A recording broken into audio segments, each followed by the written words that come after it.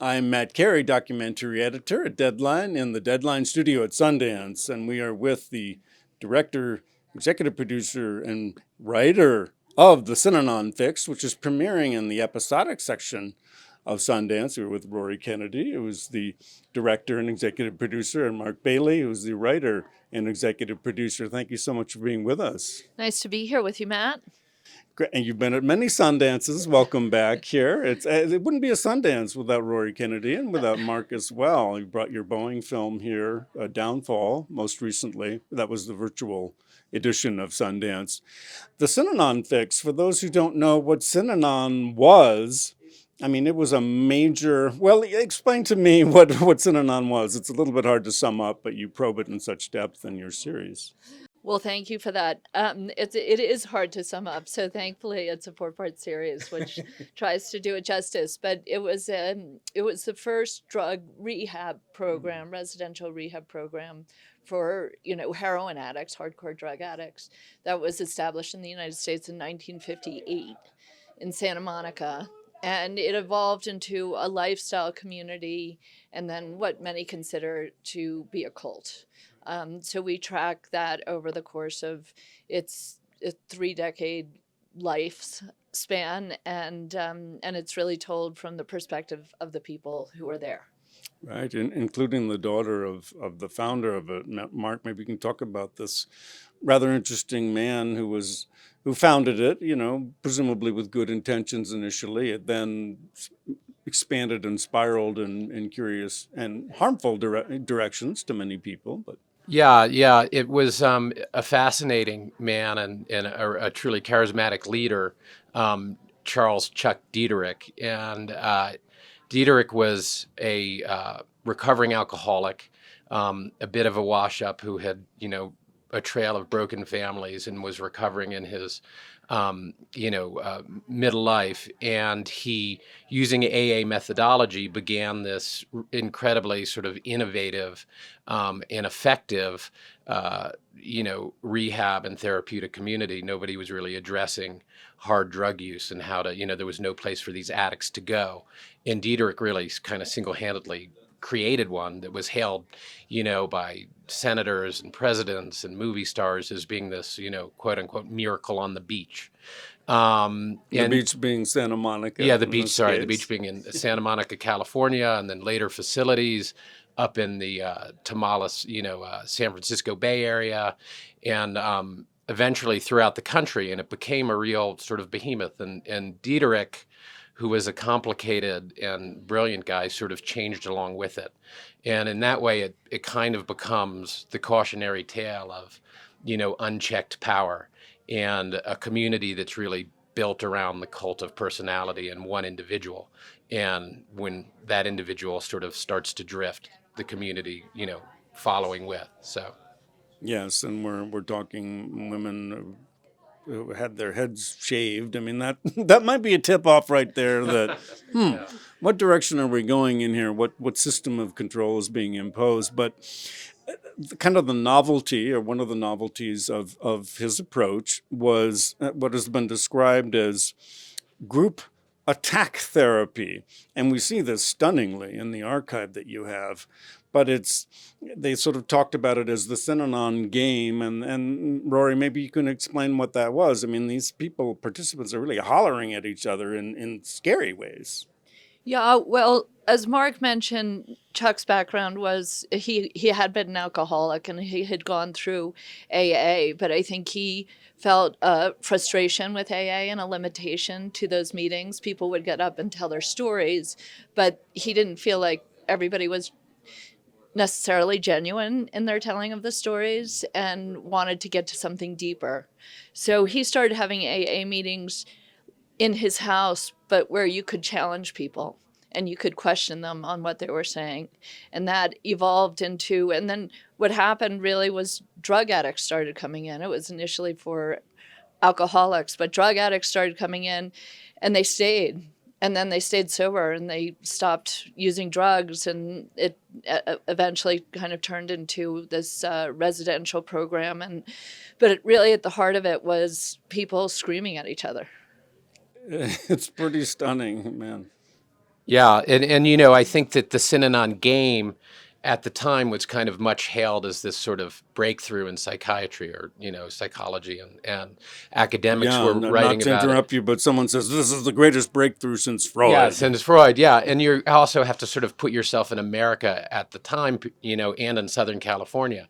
So it starts in '58, but you know, goes into progresses through the '60s, and people start looking at therapies and alternative therapies, and the Synanon Game starts to become wildly popular, and they start opening up game clubs in cities across the country where so the addicts were referred to as dope fiends, and if you were a non-addict you were referred to as a square.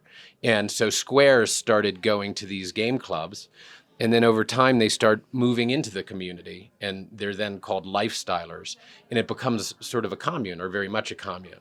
And you know, this is when communes are popping up, you know, all over, whether Esalen or you know, these different kind of places. And so that was part of it. And the And game there's was always a big part of the experience. I was struck by there's a utopian element to it. It then turns into a dystopia. But there's a hopefulness there. We can solve this problem of addiction, which is, laudable in a certain way. But you were mentioning about the lifestylers. That's in some ways the critical turn there, because the lifestylers would, turn over all their money in some cases and their salaries and start to get some money involved. That also can change things.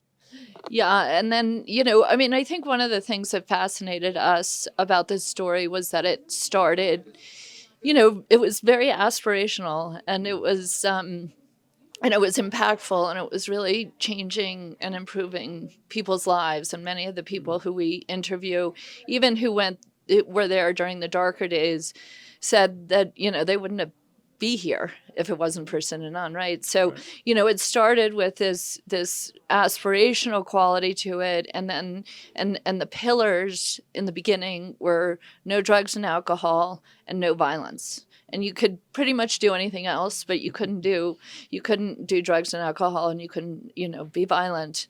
And by the end, which I don't think you've seen, episodes 3 and 4, but by the end, they've bought more firearms than anybody in the history of California at the time. And there's an open bar in the facility.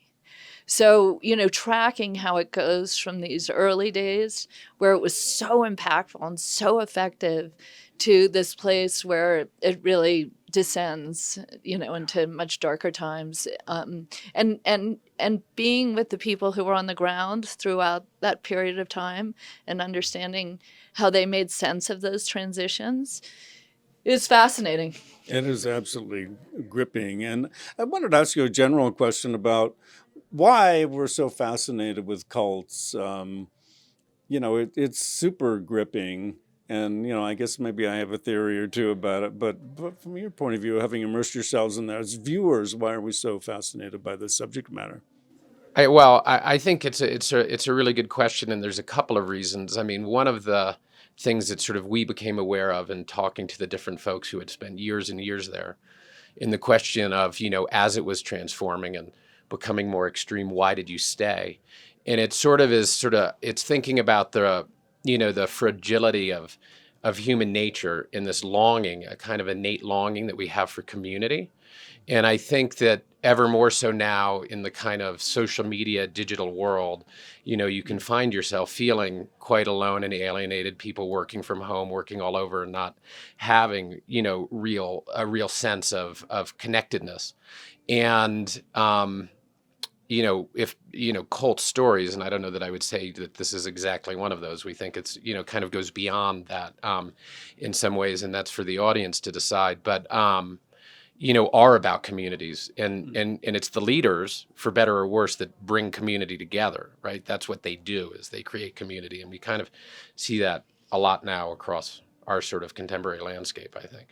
That gravitational Yeah. force of a personality Yeah. like Chuck. I mean, a lot of the people who we interviewed talked about loneliness, and that was really a driving force. And you can imagine going into this facility, and they ended up in the Del Mar Hotel, very, it's now a 5-star hotel in Santa Monica. It's super nice. I've Right, been in there. it's a beautiful space, and being in this community, it was interracial. There was, and it was very forward thinking and progressive in many ways, and it brought people together. And there was a sense with these games that they would participate on a daily basis, that you were really getting at something meaningful, and that you were able to learn something about yourself and transition, and that there was nothing that was unspoken, and if you had a conflict with somebody during the day, I want to game you right now, or we're going to go on a game together tonight. So it would be, these issues would be worked out. And I think they were really felt like they were getting to something meaningful and important. It's with HBO documentary films. When will or do you know at this point, when will subscribers to Max and people who have HBO, when will they be able to see the series? This spring. It's Okay. going to come out this spring. We don't have the exact date yet, but we're excited to share episodes 1 and 2 here tonight Yes. at our premiere, and then the whole series will be dropped on HBO sometime this spring. Fantastic. Well, it is a really fascinating series, and you plunge in there in great depth and exploring it in all of its implications and ramifications. And again, leaving open that question: was it a cult, and that sort of thing? It was many things to many people, and super complex. So thank you, Rory Kennedy and Mark Bailey of the Synanon Fix. Thank you, Matt. Great to be here. Pleasure.